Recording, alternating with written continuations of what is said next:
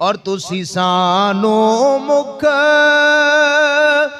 दिखलावना नहीं, असां दीद बिना इथों जावना नहीं।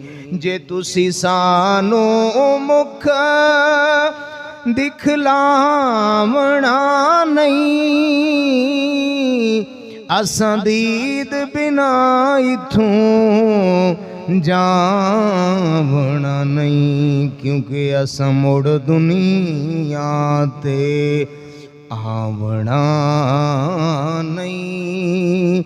साडा जोगियां वाला फेर आए, असां मुड़ दुनिया ते आवना नहीं।